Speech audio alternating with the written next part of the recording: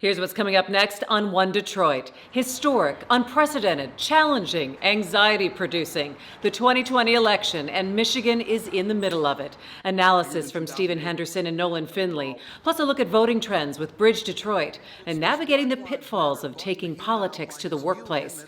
We end with a conversation on leadership with TACOM Commander Brigadier General Darren Werner. It is all coming up right now on One Detroit. From Delta Faucets to Behr Paint, Masco Corporation is proud to deliver products that enhance the way consumers all over the world experience and enjoy their living spaces. Masco, serving Michigan communities since 1929. Support for this program provided by the Cynthia and Etzel Ford Fund for Journalism at Detroit Public TV. The Kresge Foundation, Community Foundation for Southeast Michigan. The DTE Foundation is a proud sponsor of Detroit Public TV, among the state's largest foundations committed to Michigan-focused giving. We support organizations that are doing exceptional work in our state. Visit dtefoundation.com to learn more.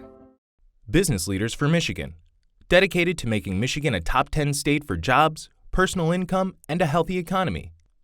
Nissan Foundation, Ally, and viewers like you.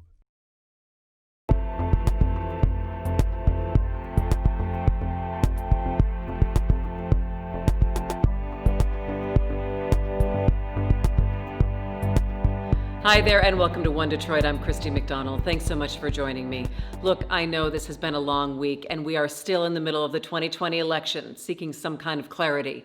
Michigan has been called for Joe Biden, but there are challenges that remain. We have this feeling of division in the country that is unsettling. There was historic turnout, especially by absentee in the state of Michigan. I'll meet up with One Detroit contributors Nolan Finley and Henderson on what this election says about us here in Michigan. Plus Bryce Huffman from BridgeDetroit on turnout in the city. Also ahead to talk or not to talk politics at work. And then with Veterans Day next week, a conversation on leadership with the commanding officer of TACOM, Brigadier General Darren Werner. It is all right now on One Detroit.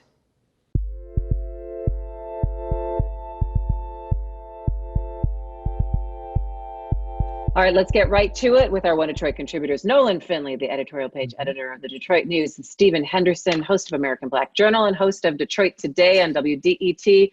Well, guys, I mean, here we are. Yeah, well, what are you going to say? What? You know, there's still that feeling of, we still have a lot of things to sort through. There still aren't final answers. We know that Michigan ended up going for Joe Biden. But I think if we start off with the things that we do know, and it's the turnout, Nolan. Historic turnout. It was huge. Donald Trump actually got 300,000 more votes in Michigan than he did in 2016 when he won the state. And, this defies popular wisdom a little bit. We went into this thinking the bigger the turnout, the bigger the margin of victory for Democrats. And it didn't turn out that way at all. You had a big Republican turnout, bigger than we've ever seen before by far. To me, turnout, though, Stephen is also looking at the absentee story and the way that we may be voting from now on. Yeah, well, I mean, we made a foundational change to the franchise here in the state 2 years ago when we decided that we were going to open it up to absentee with no reason and early voting. And it's a great thing, in fact, that we've seen this kind of response to it in the very first election. The turnout in the cities was huge, turned out to be bigger than ever before, in fact, bigger than 2008, which we were all blown away by how many people came out to vote for Barack Obama. Right.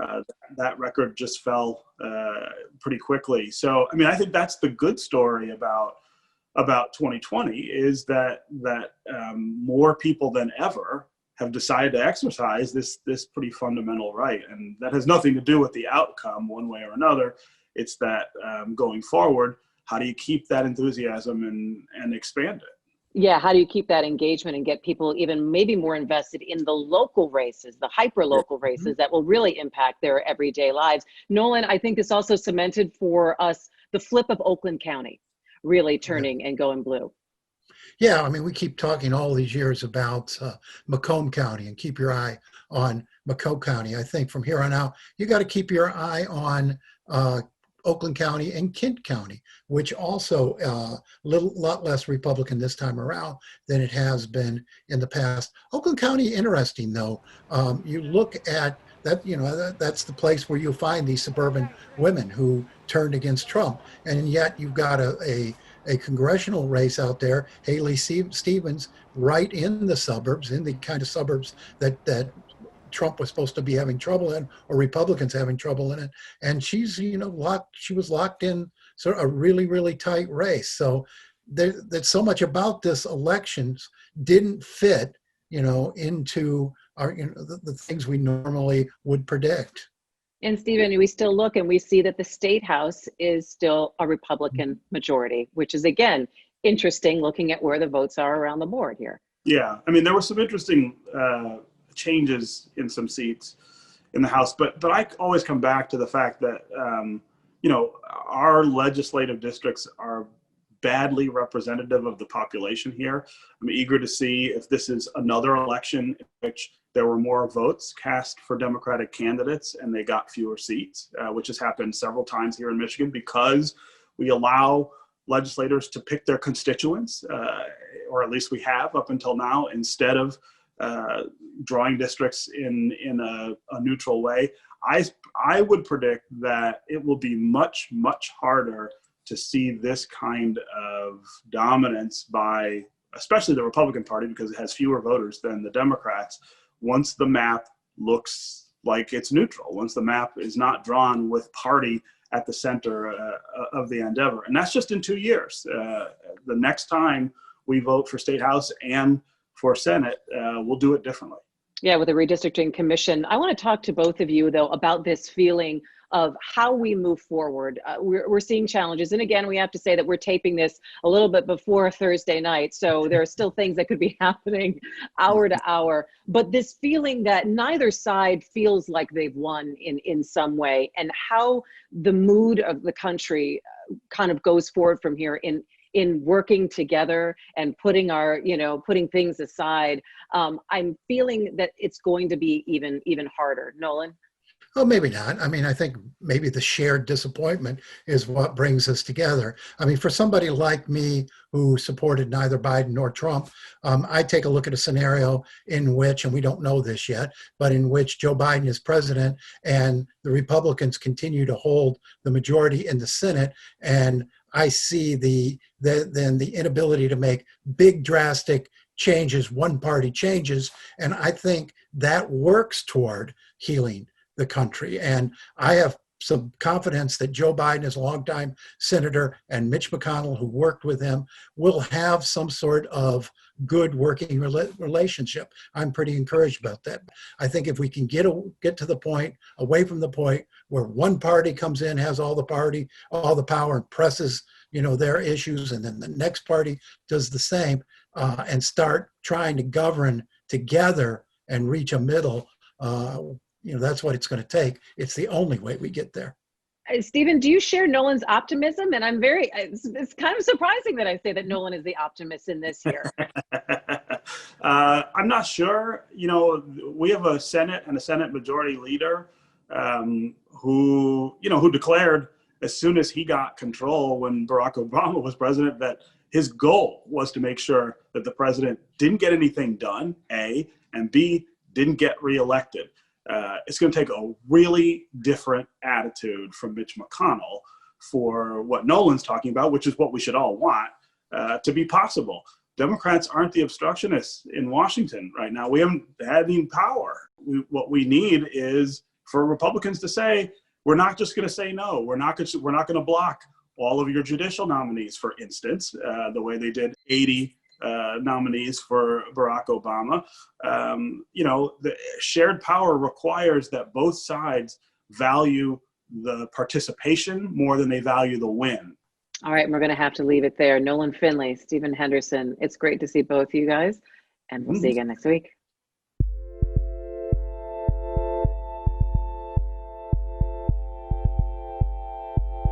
Good evening, everyone. I'm Will Glover, and I'm here with reporter and producer from BridgeDetroit, Bryce Huffman. Bryce, thank you for taking the time to talk to me today. I appreciate it.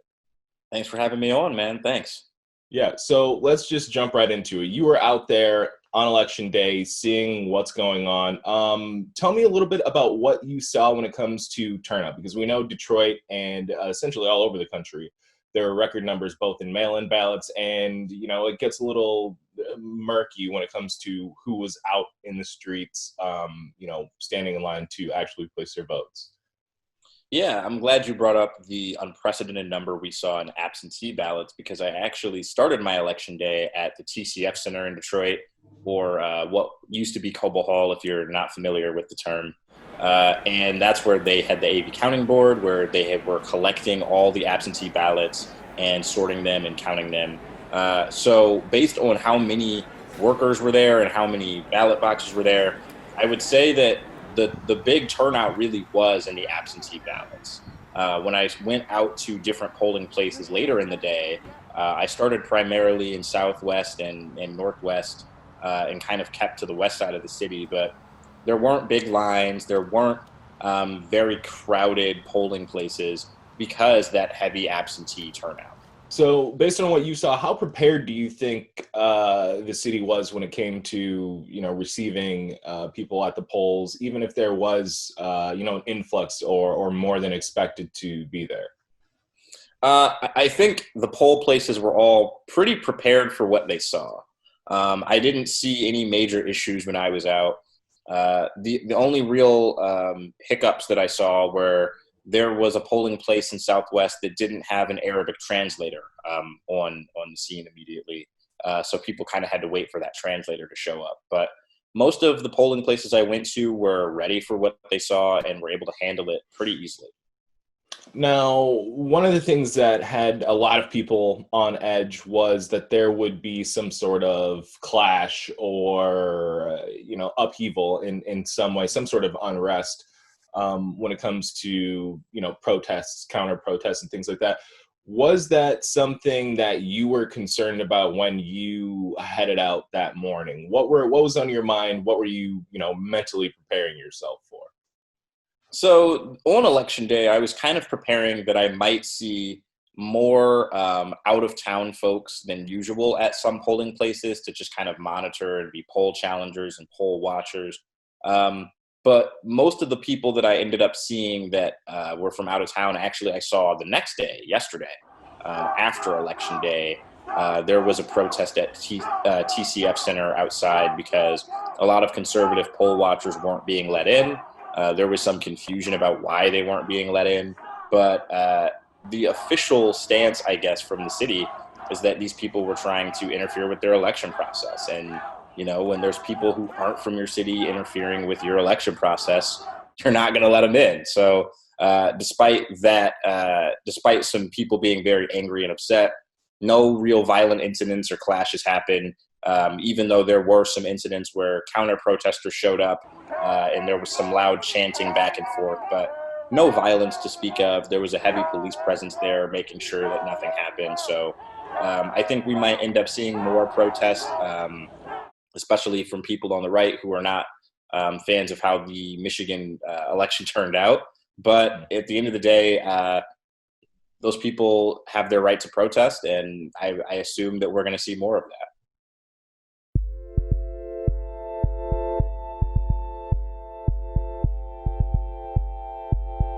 We're with Terry Bonnette, attorney with Nemeth Law in Detroit.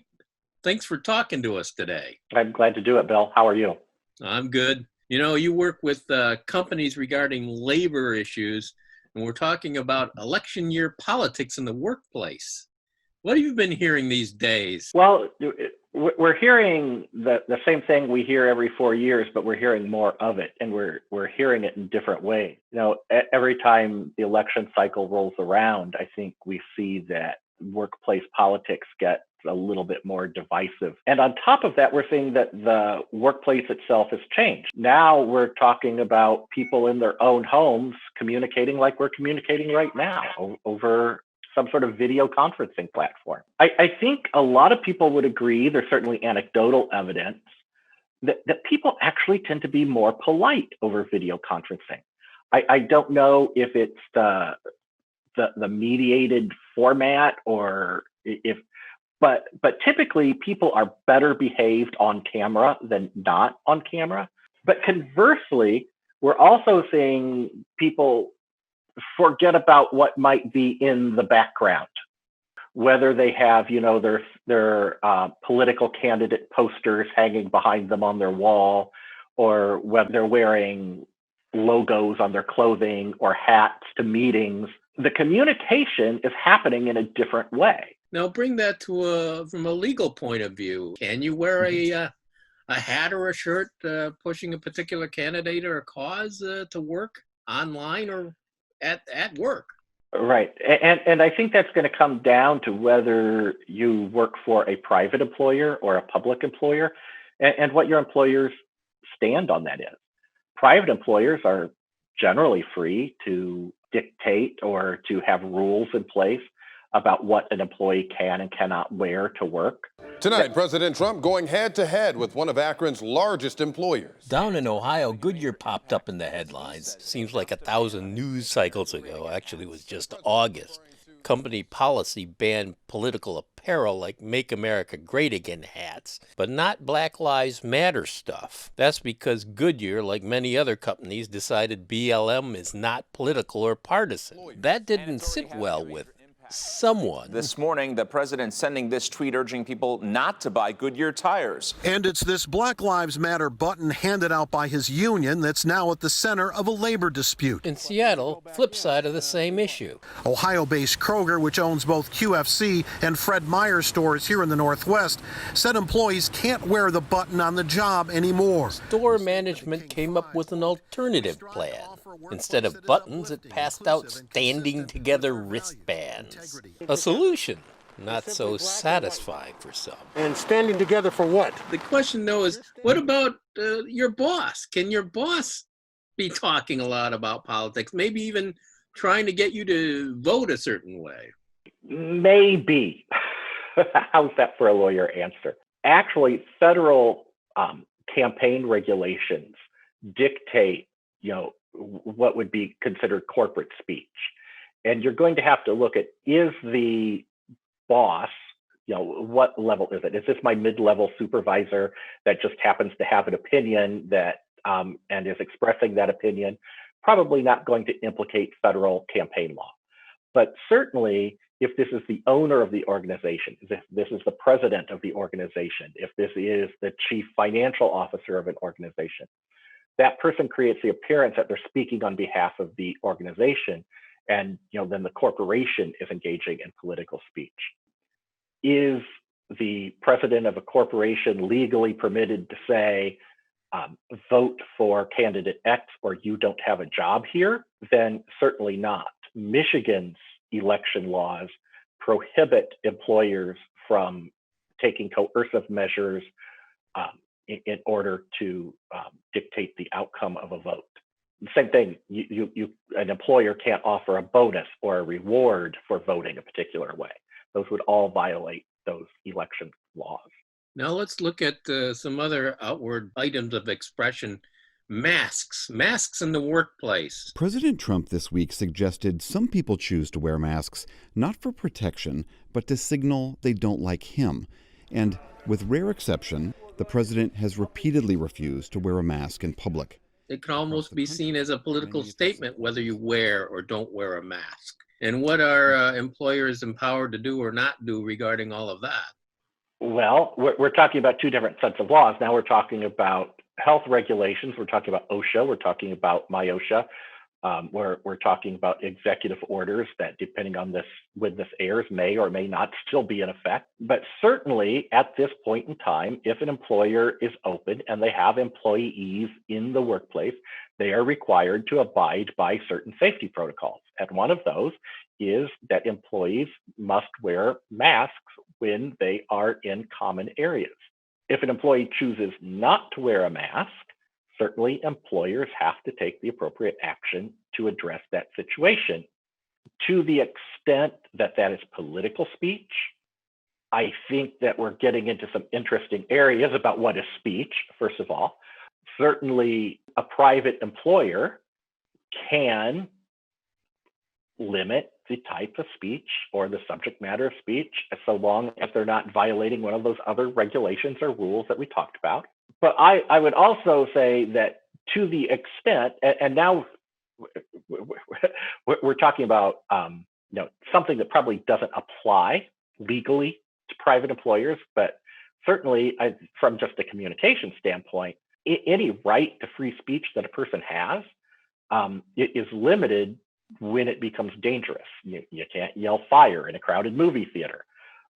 So to the extent that a speech would endanger somebody else, I think it's okay to limit that speech. Terry Bonnette, Nemeth Law in Detroit. Thanks for talking to One Detroit.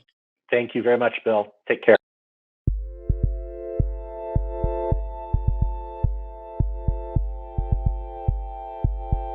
We're over a week away from recognizing Veterans Day, and in that spirit, we have the opportunity to speak with the new commanding general at TACOM, who joins me now, Brigadier General Darren Werner. It's good to see you, sir. Thanks. It's great to see you too.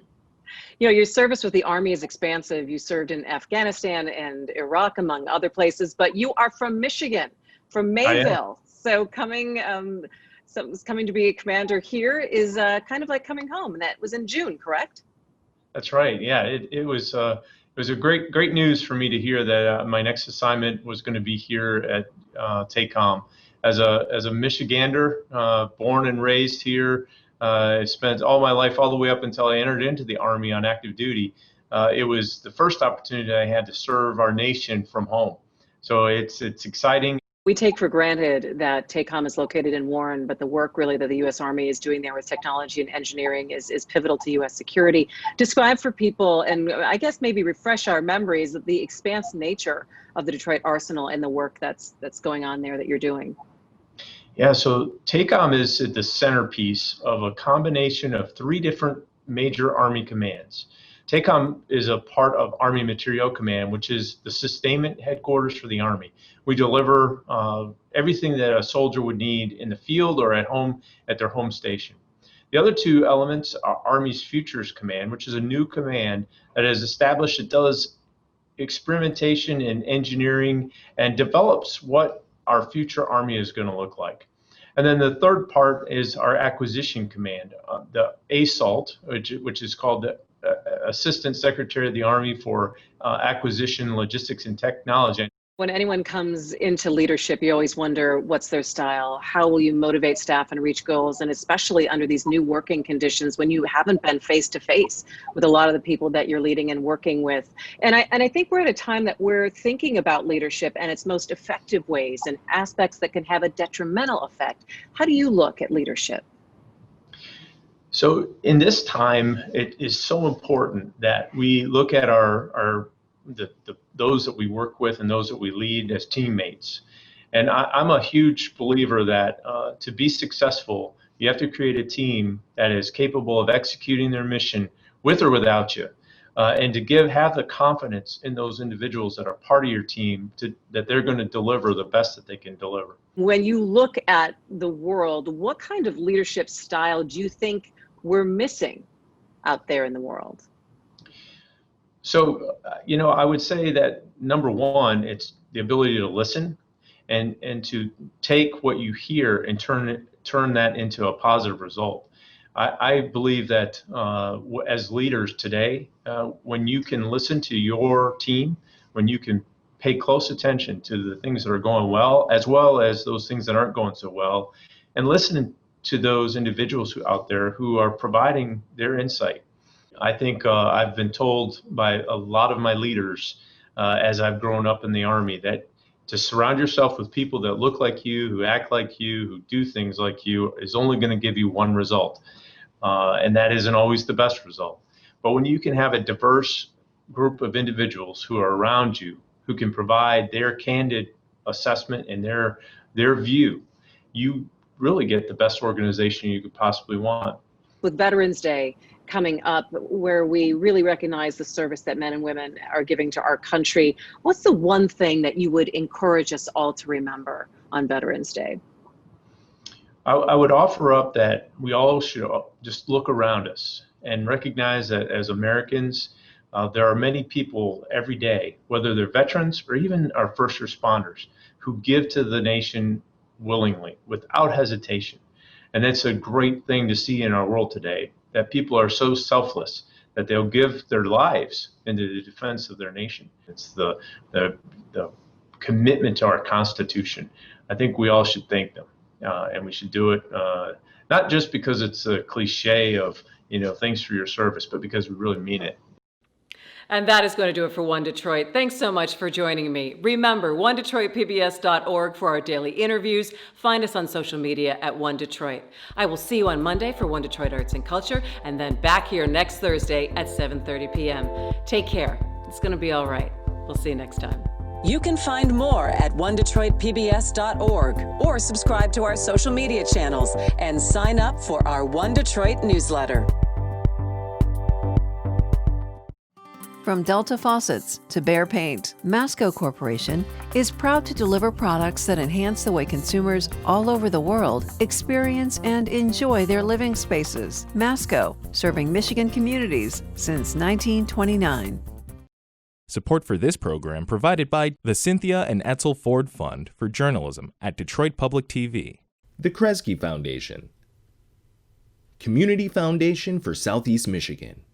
The DTE Foundation is a proud sponsor of Detroit Public TV, among the state's largest foundations committed to Michigan-focused giving. We support organizations that are doing exceptional work in our state. Visit dtefoundation.com to learn more. Business Leaders for Michigan, dedicated to making Michigan a top 10 state for jobs, personal income, and a healthy economy. Nissan Foundation, Ally,